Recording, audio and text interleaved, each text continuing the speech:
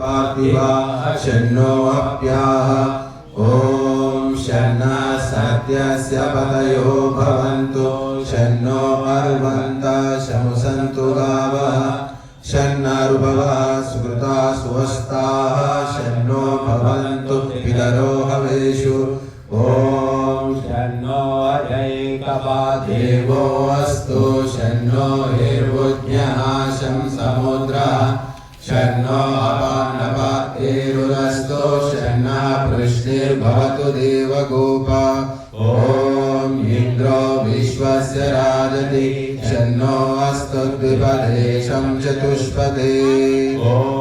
शन्नो वातः पवतां शन्नस्तपतु सूर्यः शन्नः कणिक्रदर्देवः पर्जन्यो अभिवर्षतु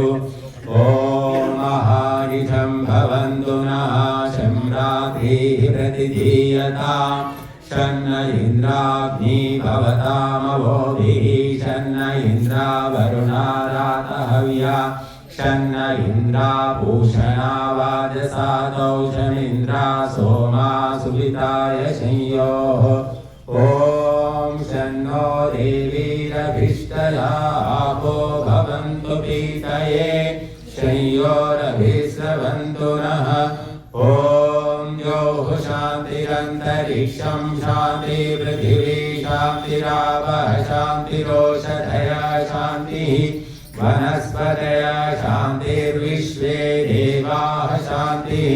ब्रह्म शान्ति सर्वं शान्ति शान्तिरेव शान्ति सामा शान्तिरेधि ॐ तच्चक्षुर्देवहितं पुरस्तात् शुक्रमुच्चर पश्येम शरदशतं जीवेम शरदशतं शृणुयाम शरदशतं प्रब्रवाम शरदशतं अधीनाः स्याम शरदशतं भूयश्च शरदशतात् ॐ यज्जाग्रतो दूरमुनैति दैवं न तु सुप्तस्य तथैवैति दूरङ्गमं ज्योतिषाम्